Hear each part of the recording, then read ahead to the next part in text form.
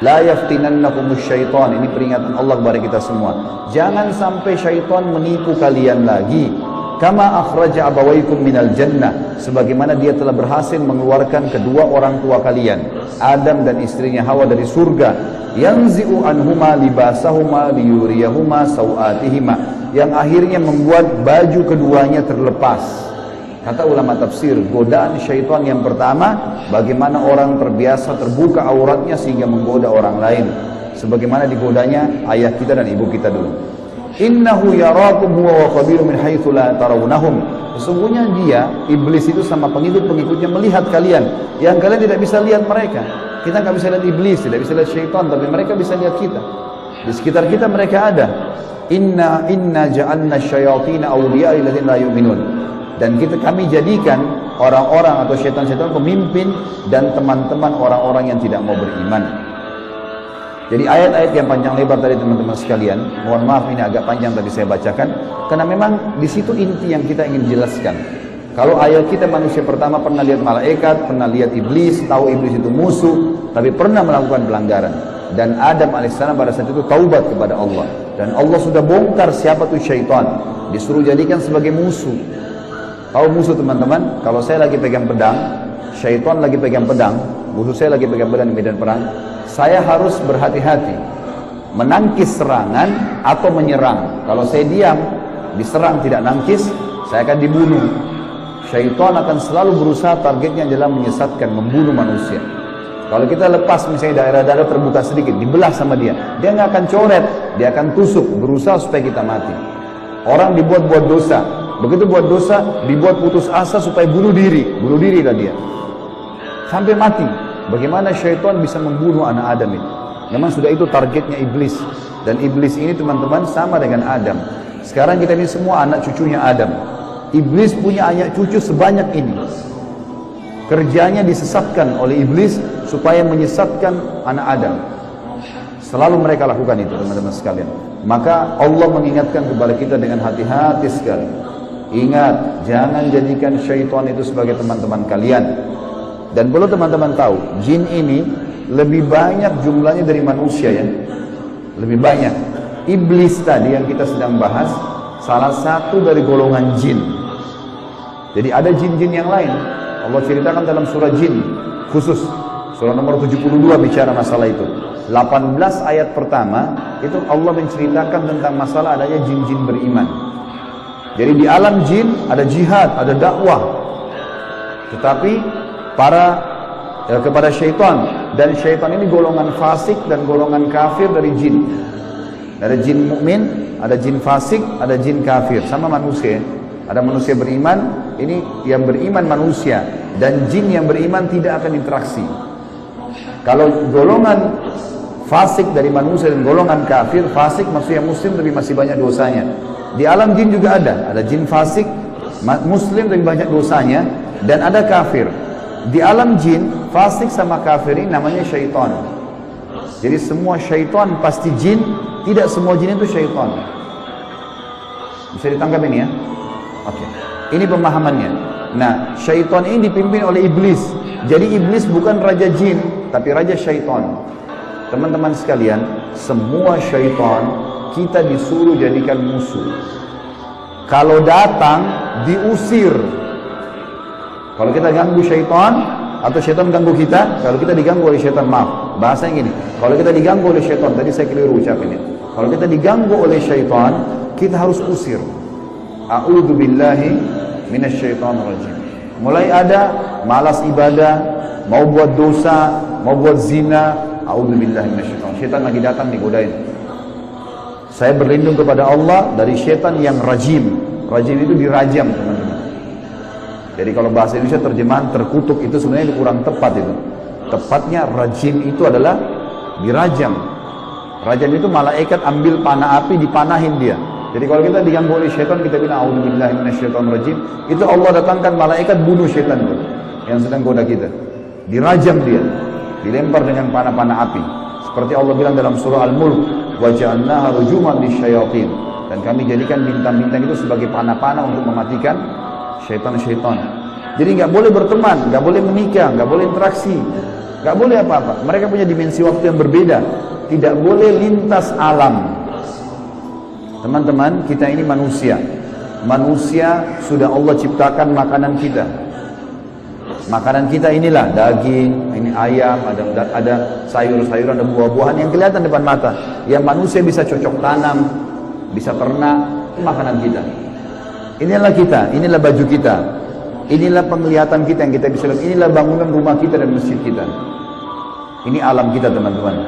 Untuk membuat manusia lain suka dengan kita, simpatik, ada cara manusiawi. Ya, punya pintar dalam berbicara, punya prestasi dunia, berpendidikan kah, kaya kah, suka membantu kah, ada caranya. Jangan pindah lintas alam nih. Orang-orang yang jadi dukun, jadi peramal, jadi penyamun, ini lintas alam. Dia pergi ke jin-jin itu minta tolong, dan ini tidak boleh. Pindah ke alam mereka tidak boleh, dilarang sama Allah. Kalau kita pindah ke alam mereka, kita akan ditipu nanti. Kalau jin beriman tidak akan kerjasama sama manusia, tapi syaitan ini kerjasama sama manusia.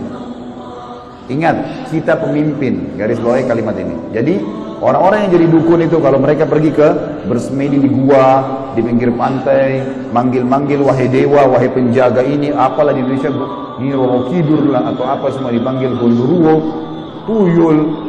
Ini semua, teman-teman, bahasa yang diucapkan oleh manusia karena tidak paham kedudukan dia.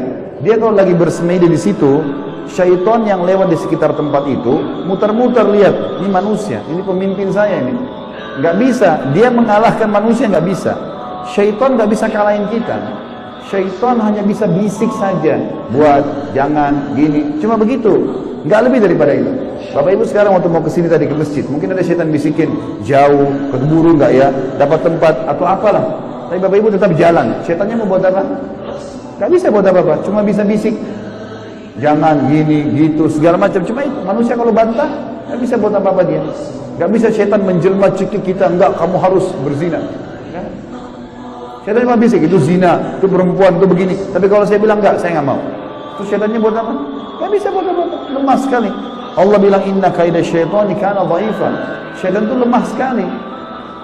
Kalau ada manusia yang tidak faham tentang kedudukan mereka sebagai khalifah, ditipulah oleh syaitan itu. Sama tadi orang bersemedi itu.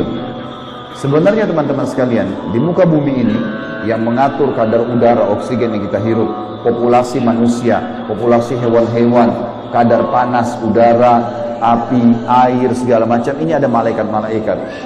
Teman-teman kalau mau baca surah Al-Ma'arij dan surah Al-Buruj, surah nomor 77 dan surah nomor 79, di situ disebutkan panjang lebar tentang tugas-tugas malaikat. Jadi yang urus lautan, urus gunung, urus tumbuh-tumbuhan, semua ini malaikat, makhluknya Allah. Rukun iman kita yang kedua, kita harus yakin mereka ada. Nah, kalau ada manusia datang ke gua-gua ini, minta-minta, panggil syaitan, panggil dewa, panggil penjaga gua atau apa saja, syaitan di sekitar situ tadinya takut sama manusia ini. Makanya orang kalau bersemedi nggak pernah kurang dari 3 hari, 1 minggu, ada yang 1 bulan, ada yang bertahun-tahun bersemedi. Baru syaitannya keluarin suara tuh. Dilihat orang ini kok bodoh benar, duduk nggak makan, nggak minum. Iya, kamu mau apa? Saya mau ilmu kebal. Lihat, perhatikan syaitan tipu dia. Disuruh makan kotorannya sendiri, disuruh minum darah, disuruh ini, lintas alam lain nih. Manusia tidak mungkin mau minum darah, fitrahnya kita nggak suka itu. Alam kita beda, kita nggak boleh makan itu memang. Allah buat kita nggak suka itu. Syaitan suka dengan bau-bau busuk, bau kotoran. Manusia nggak suka. Syaitan suruh manusia ini ikuti dia, suruh bersemedi. Dan ini disebutkan teman-teman, sebab turunnya surah jin ini karena ada orang-orang Arab jahiliyah dulu. Mereka ini teman-teman kalau mau kalau lagi perjalanan bagi safar, kepala sukunya, kepala kafilah, kepala perjalanan itu kalau sudah istirahat di satu lembah, dia tiba-tiba keluar, dia ambil setengah bekal makanan, dia bawa ke tengah-tengah lembah, lalu dia bilang begini, wahai penjaga lembah, ini setengah bekal kami, jangan ganggu kami ya. Ini perkataan siapa? Perkataan kepala kafilah tadi. Maka Allah bongkar dalam Al-Quran, dalam surah Jin, Allah katakan 18 ayat pertama diantaranya fazaduhum rahaqa.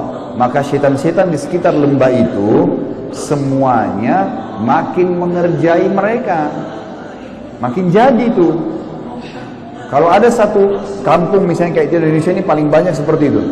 Ada satu kampung lewat jembatan, tersebar berita, itu di jembatan kalau malam hari ada nenek-nenek tuh. Syaitan tunggangi itu isu. Kalau ada orang takut, makin jadi, makin kelihatan. Yang lihat hanya orang yang takut saja. Orang yang tidak takut tidak bakal lihat. Tidak bakal kelihatan. Teman-teman sekalian, kalau ada satu rumah, orang bunuh diri di situ. Orang bunuh diri. Kalau kita lewat, pagarnya rumah orang itu 10 meter. Kita lewat 1 meter pertama, 2 meter pertama. Semua syaitan di sekitar rumah itu bisikin kita. Itu yang bunuh diri perempuan, rambutnya panjang, matanya belalak, keluar darah dari hidungnya. Terus, sebelum antum ini, anda ini ngelewatan 10 meter pagar itu. Dia takut-takutin. Kalau kita takut di 5 meter misalnya, balik ke sana kita lihat benar tuh. Perempuan yang gantung diri itu kita lihat. Padahal sebenarnya tidak ada. Itu permainan syaitan di sekitar rumah itu. Ini saya bongkar kedoknya biar bapak ibu tahu. Jadi syaitan kalau di sini marah sama saya, biarin aja dia marah. Karena emang dia begitu kerjain manusia. Dia kerjain manusia. Kalau ada teman kita jalan tanya, kamu takut gak? Kamu lihat gak? Dia bilang enggak, karena dia tidak takut. Kalau dia takut, dia bayangkan nenek-nenek misalnya. Dia lihat nenek-nenek di sana. Jadi orang makin benar, makin tahu tauhid ini, makin tahu kisah awal Nabi Adam, musuh kita syaitan. Allah bilang syaitan itu lemah, tidak bisa buat apa-apa. Ini semua teman-teman sekalian akan membuat seseorang di antara kita jadi kokoh. Jadi tidak mudah tergoda oleh syaitan. Dan ini makna daripada hadis Nabi SAW. Hai Ibnu Khattab, Umar bin Khattab, kalau kau lewat di sebuah lembah, syaitan tahu kau lewat di lembah itu, dia cari lembah lain. Padahal Umar nggak pernah lihat syaitan itu. Syaitan yang lihat Umar. Kok bisa syaitannya takut? Karena tahu kalau Umar ini sudah tahu. Sedikit ada gangguan syaitan, langsung Umar baca A'udzubillahi minasyaitonirrajim. Berarti Allah utus malaikat bunuh dia. Orang-orang yang takut saja, yang belum paham, baru kemudian dikerjai oleh syaitan itu. Seperti itulah pemahamannya.